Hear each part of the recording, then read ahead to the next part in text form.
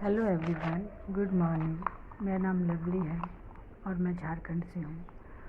आज सबको पता है जैसे कि जीपीएससी का टेंटेटिव टेस्ट आ चुका है और एग्ज़ाम काफ़ी नज़दीक आ रहा है।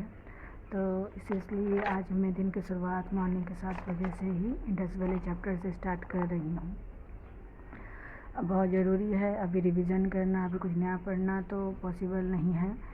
इसीलिए जितना आप मल्टीपल टाइम रिवीजन कर सके तो अच्छा है। सुबह सुबह से शुरुआत कर लेना अच्छा है कि अगर आप सुबह सुबह 1 आवर भी बुक्स में पढ़ लेते हैं तो आपको दिन की शुरुआत ठीक रहती है, ऐसा मुझे मानना है, ऐसा मेरा मानना है। और यहाँ पर मैं इंडस वैली का सुबह सुबह MCQ घटना चक्र से कर रही हूँ। उसके बाद मैं किसी वीडियो में, यूट्यूब के वीडियो में कोई MCQ या PYQ मैं देखूँगी कि कहीं जहाँ पर लास्ट ईयर से 2-3 एग्ज़ाम्स में कैसे आए हुए हैं उसको मैं कोशिश करूँगी कि वहाँ से कुछ कर लूँ।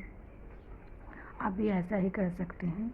और इसके साथ ही साथ अगर मेरा सजेशन ऐसा रहेगा कि आप कोई एक डायरी मेंटेन कर सके तो आपके लिए बहुत अच्छा है।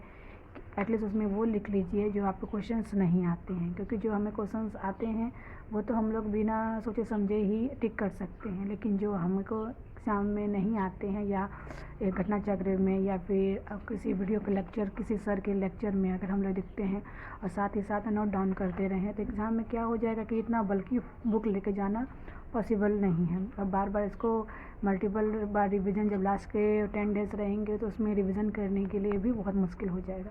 इससे अच्छा है सोर्स को बहुत लिमिटेड रखने के लिए ज़रूरी है कि आप एक नोटबुक बनाएं या कोई डायरी या कोई लूज़ पेज, उसमें उस चैप्टर का हेडिंग दे करके आप उसके नीचे नंबर 1, 2 करके या किसी और भी तरीके से स्टार मार्क्स दे करके भी आप क्वेश्चन को लिख सकते हैं, ताकि जब लास्ट टाइम में आप एक बार रिवीजन करें तो एक बार उसको देख लें कि किस तरह से वो सारे क्वेश्चंस आ रहे हैं। इसी तरह मैं भी सुबह सुबह ही इंडस वैली चैप्टर को देख रही हूँ कि उसके क्वेश्चंस घटना चक्र में किस तरह से आए हुए हैं। इसी तरह आप भी अपने आप को छोटे छोटे बहुत टारगेट दे सकते हैं, क्योंकि बिना टारगेट के पढ़ाई करना बहुत मुश्किल हो जाता है।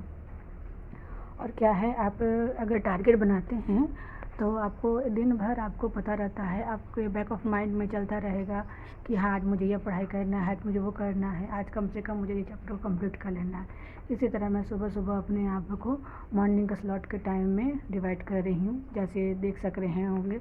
इसलिए मैं पढ़ के भी बता दे रही हूँ कि अगर मेरे हैंड राइटिंग किसको समझ में ना आए तो हिस्ट्री में मैं इंडस वैली करूँगी, पॉलिटी में प्रेसिडेंट और गवर्नर।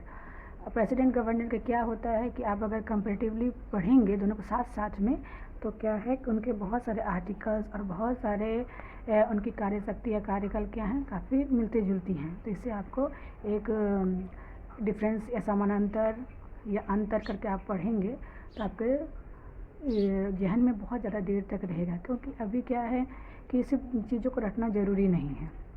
अगर आप समझ के पढ़ेंगे, अगर क्वेश्चन घुमा करके भी आया तो आप उसको सॉल्व कर पाएंगे।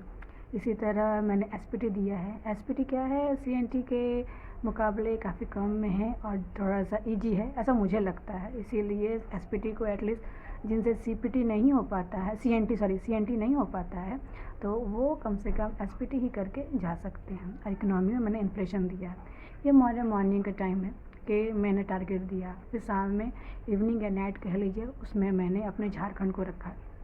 झारखंड के प्रमुख त्यौहार, मेले, आभूषण, ये सब चीज़ों को रखा है, क्योंकि थोड़ा सा उसको पढ़ना इजी है और शिक्षा संस्थान भी है। उसके साथ में ईयर कितने इस्टेब्लिश किया, कौन से ईयर हुआ, ये सब ज़रूरी है।